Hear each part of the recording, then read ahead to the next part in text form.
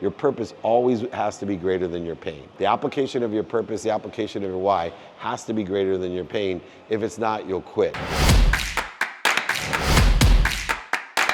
In every city I go to, regardless of whether it's 2 people or 200, and the idea was simply first to help people by what I know or who I know. And then other people started helping people with what they knew and who they knew. And then even more importantly, I started learning what people are listening for and the commonality of what truly is interfering with people's potential. And so I have a unique perspective because I do this 200 days a year. Beyond the other stuff that I do, I probably have a better perspective of commonalities in critical life, business, personal issues to help facilitate. And then I love doing research, so I research these issues in my perspective of reconciliating, the spirit with the human experience, divine with the man-made constructs, quantifiable. And I think I excel in being able to help people with both, because I think too many people are always focused in on one thing, either sit at home and dream about what you want or go grind and get what you want. And obviously there's a harmony of the material, the monetization with the infinite and the power. For me, the infinite is really simple. It's knowing all information and all power. So if you believe you're part of all information and all power, then focusing in on and learning what you're doing to interfere with all the information and all the power that you're part of seems to be the best mechanism for living your human experience.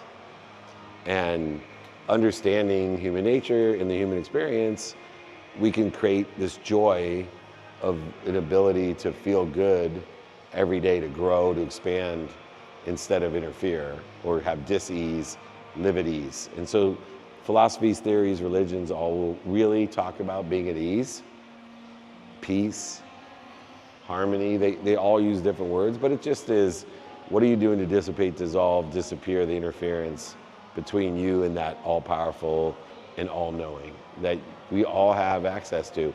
We don't have capability of utilizing all of it. Your human body couldn't handle all the energy that you have access to. Your mind and brain couldn't handle all the information you have access to. We're already seeing that with the cloud, right? It's a big problem. You have too much. So I'm here to help understand how to deal with personal, professional, spiritual, infinite, human experience type of questions that everyone has in a different vernacular. So the more you participate, the more I can help. And everybody knows, first question is the hardest. So who has the first question? How do you merge the spiritual worlds with the business worlds and stay in alignment? Yeah, so for me, it's time. I think when you realize the human experience exists only in 24 hours a day, and you're guaranteed 24 hours every day, except for the last day of your life, cheated. Yeah, so think about it in this respect. How much time am I spending in my divine direction, harmonizing the personal, experiential giving and receiving, the infinite and the pragmatic? So let me give you a simple formula that I've learned. So if the only thing that's certain about tomorrow is you get 24 hours, everything else is circumstantial. You can't tell me one thing that's gonna happen tomorrow except for there's gonna be 24 hours in your day. There's nothing you can tell me. You can't tell me the temperature, you can't tell me the interest rates, you can't tell me what a stock price is, can't tell me anything that's gonna happen guaranteed tomorrow except for you 24 hours. So what I wanna do is take circumstances out of the equation. And so half of my life, and I made this decision a while back, I haven't been able to articulate it quite as simply as I do now, but I decided half of my life is gonna be non-circumstantial. Think how easy it is if you don't care what circumstances arise. So I said, number one, sleep. I'll get a sleep coach, 8 hours a day. I'm gonna be the best sleeper in the world to recover and access information to transcend, to help me with the rest of the day when I'm awake. So already a third of my life is non-negotiable. No matter what incidences, interest rates, delays, I don't care, I'm getting those 8 hours of sleep. Then I have the next 4 hours of non-negotiable behavior, non-circumstantial behavior. So I'm gonna give time to my health, my family, my finance, my faith, the study of time, and the study of relativity. So now, every day, half of my day, but in essence, half of my life is non-negotiable and non-circumstantial. So I don't care who calls me. I don't care what happens, because I know it's non-negotiable that these things that are critical and exponential are going to occur and give me what I desire in my divine direction or better. Now, my only tool that I can use for the circumstances of each day, the other half of my life, is to know what's important to me, not what's important to other people, what's missing, what I don't have, and to prioritize the day by circumstances, and reprioritize and pre-prioritize and then prioritize again. And so many people aren't utilizing it. You don't have to use my simple methodology, but I will tell you, if you just start by knowing your non-negotiables, whatever that is, then you'll see the reconciliation of spirit and pragmatic. Because you have to have faith to have non-negotiable, non-circumstantial behavior, and you have to have pragmatic wisdom and prioritization to have circumstantial and prioritization. Hold on a second. What's up, brother? Yeah. Hi, David. How are you? I'm good. Nice Thank to you guys see for coming. That's cool. So I think time is the only way that we can truly understand the reconciliation that bothers so many people, why they lose faith or why they quit. So when you talk about the only reason people don't get to where they want to be or better, it's not the mistakes that they made, it's lack of commitment. What's commitment? Commitment is two things. Commitment is the desire, right? The desire that must be greater than your pain, or purpose greater than pain, but it's also faith. Because you could have all the desire in the world to get something done, but if you don't have faith, what happens is there's no evidence that you're gonna get there, or the evidence is contrary you're gonna get there. And if you don't believe there's something bigger than you that's protecting you, promoting you, loving and perfecting you, but not giving you the evidence that you think you know, but you know there's faith that they know better, that losing your job is the best thing that ever happened to you, or losing all your money is the best thing that ever happened to you, or even some people get sick and it's the best thing that ever happened to them because of the lesson they learn when it occurs. And they survive it because they seek the wisdom in it and have the faith, and they don't lack commitment. Mistakes will never stop you. My favorite analogy of something I've been trying to explain for decades, the best way, besides the 50-50 split between negotiable and non-negotiable, circumstantial, non-circumstantial, is everything in my life now that I start or want, I say to myself, even my marriage, I have 1,000 steps I need to take to have a marriage better than I ever imagined, to be where I want to be in my marriage. That's very subjective, but I still say that because here's how it works. Or I say it's 1,000 steps to get my business where I want, or to get my child empowered to where I want, or to learn how to play golf. It's going to be 1,000 steps to be where I want to be as a golfer, whatever I want to choose. Here's the lesson in it though, is that I know that number one, I don't know how much time that's going to take to get to 1,000 steps, ever. I never know how long it's going to take. It's usually more time than I anticipated. It costs more money. I know that. But even if it takes less time or less money, which sometimes it does, I can't guarantee that, right? I only can guarantee I have 24 hours tomorrow to take steps. I know there's 24 hours tomorrow to take the steps. So here's the math that helps me so much with commitment. I know no step is equal, no step is the same material, texture, will last. Everything's different of each step. Sometimes I'm gonna have to take 3 steps backwards to get to 4 steps forward before I can go that, right? But I know one thing, it's gonna take approximately 90% of my time, my emotion, my money, value to get to 250 steps. So regardless of how much time it is, 10 years, it's gonna take me 90% of 10 years, and I'm only gonna be at 250 steps. So what's gonna happen perspective-wise? I'm gonna think in my head, I'm never gonna get there. This has taken 9 years and I'm only at 250 steps. I got another 750 steps, and I don't know how long that's gonna take. But what I do really know how long it's gonna take is after I get to 250 steps, I feel as if I'm a quarter of the way there. I know that's about 90% of the time, emotion, value, and money that's gonna cost me. And so I really have to now get intentional, because it'll take less than 5% of the time, emotion, value, and money to get to 500 steps. And then another 5% or less to get to 1,000 steps. And then if I continue, it's only another 5% to get to 2,000 steps. That's how billionaires are made. That's why extraordinary people are made, not because they're stronger, faster, better. They just don't lack commitment. They don't lack commitment. They're okay if they take 3. They're okay if they slip and fall and hit their head. If a step is too tall at the time to go up and they got to figure out some kind of mechanism to go up it, they're okay with that because they know that the only way to get to where they want to be or better, if that's what they want, is to continue to keep on climbing, and it's going to always be exponential. Building a community, building a business, friendships, family, whatever it is, it takes time, and we don't know how much time it takes. But proportionally, I know how much time approximately it takes. 90% of the time to get a quarter of the way there, then it's only 5% to get a halfway there, and another 5% to get 100% there. That will keep you aligned. And here's the greatest thing. You could be 95% of the way there. So 95% of the time, emotion, value takes you to halfway there, and there still could be no evidence, or all the evidence could be completely against you, and it still will only take you another 5% to get all the way there, even when there's no evidence or the evidence is contrary. When I went bankrupt, I was only less than 5% of my effort, time, emotion, and value from being where I wanted to be.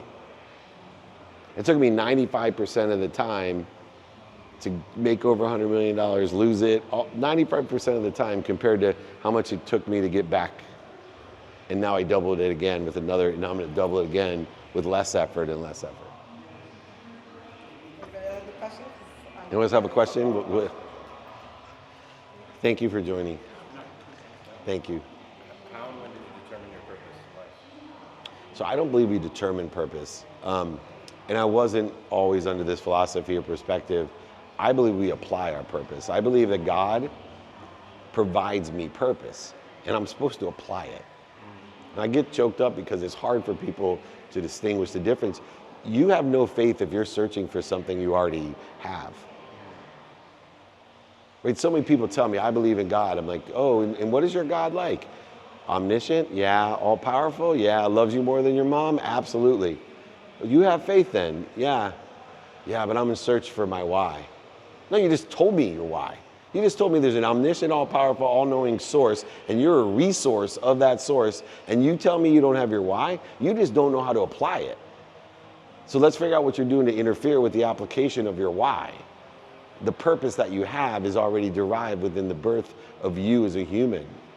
So I tell people all the time, you're not in search of a why, you're not in search of anything. You already have it. Let's figure out what you're doing to interfere with it. Unless you don't have faith, then let's work on figuring out what you're comfortable and confident in believing in that will give you faith when there's no evidence or the evidence is contrary to where you want to be to continue your purpose. Because your purpose always has to be greater than your pain.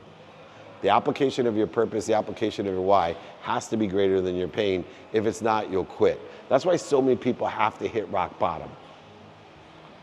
Because they have purpose and the pain's not great enough. Every time they feel a little pain, mommy, take care of it. Or somebody else does something, they put them into rehab and whatever it is.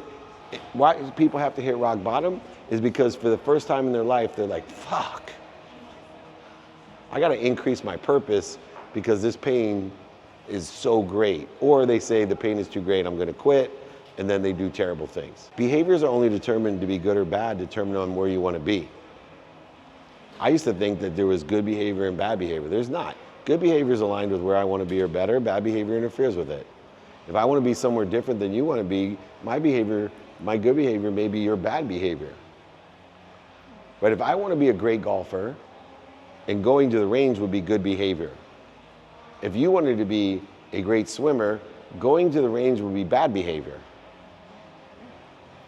But too many people think morality exists somewhere in the conscious, but it doesn't. Morality exists in the subconscious. At a conscious level, if it existed in a conscious level, then the idea between what is legal and what is not legal would always be the same compared to what's moral and what's not moral. People were sentenced to death because they smoked marijuana. They're no longer bad? Marijuana was really bad. No, they're confusing. Breaking the law can be considered bad. But is it really, was Rosa Parks bad? Was that bad behavior because she broke the law? No, because why? It was aligned with where she wanted to be or better. So the arbitrary and capriciousness of the consciousness has to be derived in the subconscious of what we believe we want. And being able to make those decisions each day, which why, once again, dividing your day by non-negotiable behavior and negotiable behavior makes your life so easy, because you take the activities that you know you want to aggregate, compound, and accelerate in your life. My health, my sleep, my family, my finance, my faith, the study of relativity and time. Those are the things, no matter what happens tomorrow, are going to be most important to me. I don't care what happens tomorrow, so half of my day is going to be spent sleeping, on my health, on my family, on my finance, on my faith, on the study of relativity and the study of time. And then the other half, I just got to be good at prioritizing and keep getting better at by what I want, not what other people want, what's missing and what I don't have. And so for me, that formula keeps on helping me help other people understand and get at ease with what they want, not what other people want, what's missing and what you don't have. Perfect. All right, next question. Chris. So I know you love great questions. So driving here from Tampa, I was like, I want to ask Dave a really good question. But you answered it. The question would have been, this morning at 6:40 a.m. you said, and it reminded me, I wait for things or I accept things in divine time. But I also know you're a big proponent of the acceptable level of human progress is not fast enough. So I was trying to think, how do they go hand in hand? But I think when you explain the 1,000 steps, that answered it, so there's no question. So I'll go to my number 2. Yeah, just one clarification, right? Think about outcomes differently. So there's a difference between attaching an emotion, I'll be happy when, to an outcome, which requires man-made constructive time. I need this much money by the end of the month. I need to hit this number. I need to do these things. That's attaching your emotions to the outcome. Compared to using velocity and faith, I'm going to double the amount of money that I make as fast as I can. What would you rather do? Make $1 million by the end of the year or double the amount of money as fast as you can? Double the amount of money fast as I can? Of course. But so many people are still worried about making $1 million by the end of the year. I can't wait till I make this. I can't wait till I get married. No, I can wait. That's divine time. But I'm not going to wait in the pursuit of what I want. For me, I'm enjoying what I don't love or don't love. I'm enjoying what other people don't love or like every day without quitting, because I know if I do that, enjoy the consistent, persistent pursuit of my potential, what I want, not what other people want or what's missing, that life will give me all its secrets. It'll give me the cheat codes. It'll make life easy by showing me the interference between me and what I want. Second question. Oh, yeah. So the second question is, congratulations once again on being the chairman of the Napoleon Hill Institute for the corporate division. What are some of the things you could speak about now that you see for that, or what you're going to bring to the world, and how that aligns with your major purpose of impacting and helping 1 billion people? Well, Napoleon Hill to me is the seminal personal development leader of our century. So most of the thought leaders, personal development leaders, all derive their information from either Think and Grow Rich, Outwitting the Devil, or How to Sell Through Life, or other concepts and theories that Napoleon Hill had, lessons that he taught. So for me, knowing how complex it is in today's world with information, that I find the simple lessons of Napoleon Hill to be repeated and explained around the world will have the greatest impact on the world's mindset, heart set, and handset. So Napoleon Hill wasn't just a great business or entrepreneur or teacher, although he has, great lessons of how to get rich financially. But he's, for me, has the simplest formulas for two things: how to live your life in definite purpose and how to control your impulse. And that formula, explained the way that he does, to have definite purpose in what you want, not what other people want, what's missing, and to control your impulse. In other words, the dis-ease, spending less time in that. I want to be a huge part of it, and I think that they have had it handled for 100 years on the personal development side. And so what they've needed is a corporate leader to have the corporate leaders in the world, non-political, but the corporate leaders from the Middle East and Asia, South America, North America, Canada, wherever they are, all utilize the same mindset, heart set, and hand set in order to effectuate abundance. Everyone making more money, helping more people, and having more fun. All right, next question. Marianne? Good one. A good one. Okay, I wrote them down this time. You emphasize the importance of providing value first. What is the practical way business owners can measure whether we are truly giving more than we take? So you shouldn't ever give more than you take, because giving and receiving are one.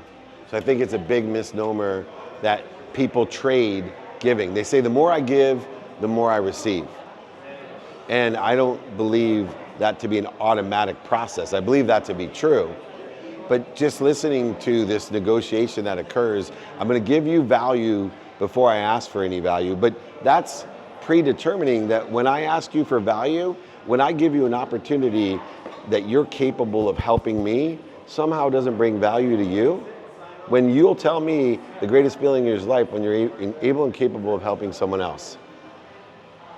So we get mistaken when you say, oh, I give value first. Giving value first may be giving someone an opportunity to be capable of helping someone else, which is a great value to them, because we feel so much more value when we're capable of helping other people get to where they want to be. And so what I like to teach people is, one, give everything, but elevate your awareness to all that you're given by giving everything. Be gracious in receiving all that you're given, and then ask for more. So you can give more, be given more, receive more, ask for more than more, give more than more, be given more than more, receive more than more, ask for more than more than more. And don't be confused that giving is actually you disposing of something to someone else. It could be providing an opportunity for someone else to give. And if you don't believe me, biochemically, God will direct you by giving you rewards. And so when you give, dopamine, oxytocin, serotonin, and endorphins are released. It's a doggy biscuit of happiness. So my logical mind says, hey, this is good behavior. Here's a biochemical response to say, hey, you feel good, this is good, you should give. When you receive, same doggy biscuit. So that tells me God's saying, you know, it's good to receive, just as good as giving. But how about this one? When people witness giving and receiving, they receive a doggy. That's why TV and movies work. You're not there, but your dopamine is watching it, and you're like crying because an act of kindness on the screen. Same thing with cortisol. You attack someone, they're attacked, or people witnessing attacks. Guess what's released? Cortisol, dis-ease. I think God's pretty obvious saying, hey, this is not the behavior that's going to get you to where you want to be or better. This is going to interfere with your potential. This is interfering with your information and your energy, because I'm going to give you an actual human response to do so. So in the infinite loop, there is no trade or negotiation. Giving and receiving are one, to the giver, the receiver, and the witnesser.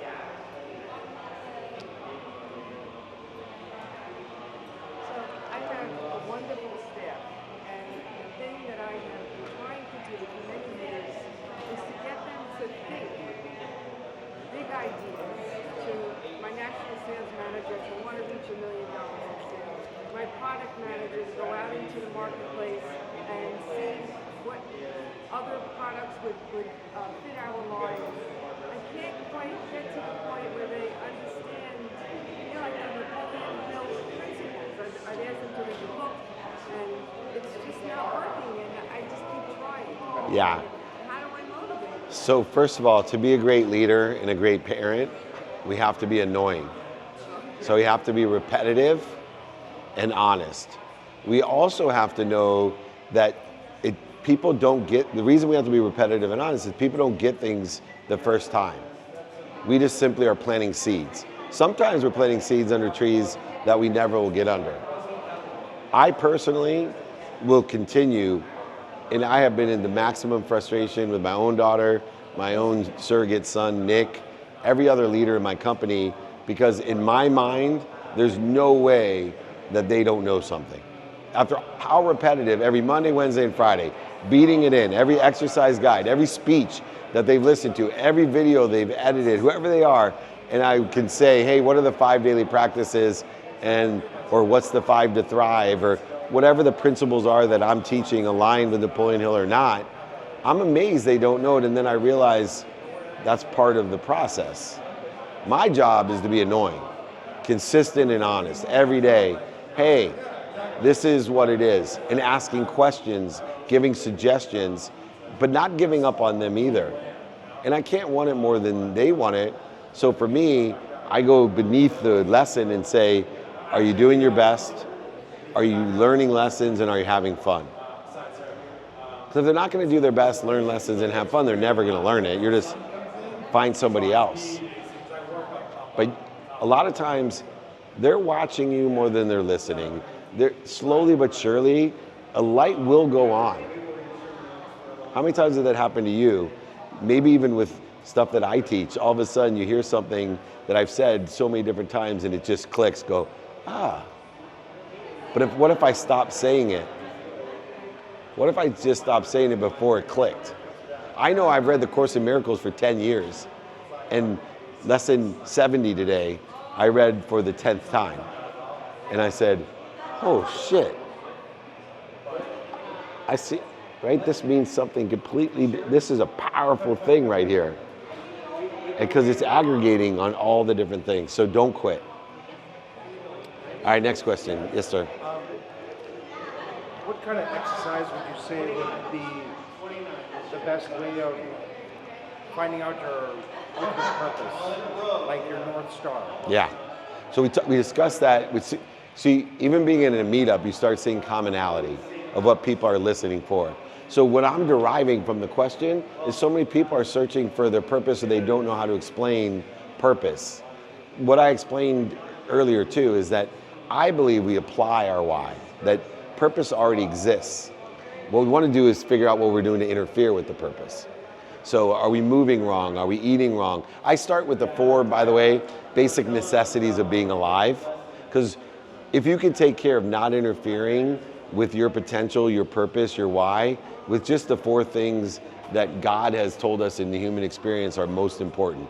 How would God tell us these 4 things are the most important? I'll tell you why. If you don't eat, you die. Maybe God thinks that eating is important. So now I know, what am I doing eating-wise to interfere with my potential? Because that must be a really important thing to focus in on. 2, drinking. What am I drinking? How much am I drinking?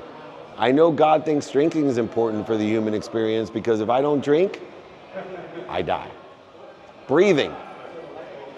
You think God thinks breathing is important? Well, he's made it very clear for all of us, if we don't breathe, we die. But most people don't pay attention or prioritize these things. Even God's made it obvious that you better practice these things or they're going to interfere with your why, your purpose. It's not going to let you live to your potential. And what's the last thing? Sleep. I'm going to make you sleep a third to a quarter of your entire life. And if you don't sleep, you will die. But nobody pays attention to it. They'll go to bed at night, wake up more tired than went to sleep, not even think twice about it. Most people won't stop breathing and not think twice about it, drinking or eating and not think about it. But sleeping, they will. And they do that for a lot longer than they eat, sleep. Breathing, we do all the time. So you definitely want to prioritize the way we breathe. So I ask myself, when I look for purpose or teach people purpose or apply purpose, I say, let's work at just necessities, the basics. What are you doing eating-wise? What are you doing drinking-wise? What are you doing breathing-wise? And what are you doing sleeping-wise? Then the next one would be movement. What are you doing movement-wise to interfere with your potential? Now you can get to the nitty-gritty.